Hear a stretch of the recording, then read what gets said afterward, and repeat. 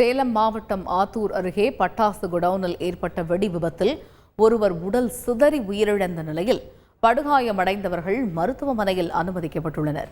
இதுகுறித்த கூடுதல் தகவல்களை எமது செய்தியாளர் சங்கரிடம் கேட்கலாம். சங்கர், வணக்கம்.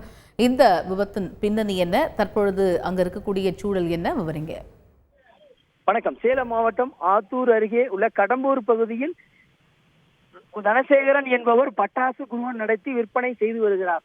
அந்த குடோனிற்கு பட்டாசு வெளியிலிருந்து கொண்டு வந்த போது வாகனத்திலிருந்து இறக்கி குடோனுக்கு சென்று கொண்டிருந்த போது அங்கு பணியாற்றி வந்த ராஜமாணிக்கம்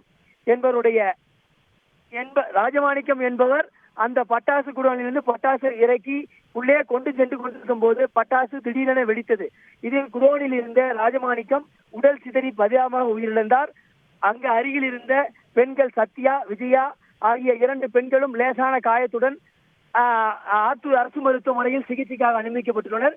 இது தொடர்பாக வருவாய்த்துறையினர் மற்றும் தீயணைப்பு துறையினர் அங்கு சென்று மீட்பு பணியில் ஈடுபட்டு அங்கு அருகில் இருந்தவர்களுக்கு யாருக்கும் காயம் ஏற்படாத வண்ணம் பாதுகாத்து மருத்துவமனையில் அனுமதிக்கப்பட்டுள்ளனர். தகவல்களுக்கு நன்றி சங்கர். செய்திகளை உடனுக்குடன் தெரிந்து கொள்ள உடனே சப்ஸ்கிரைப் பண்ணுங்க.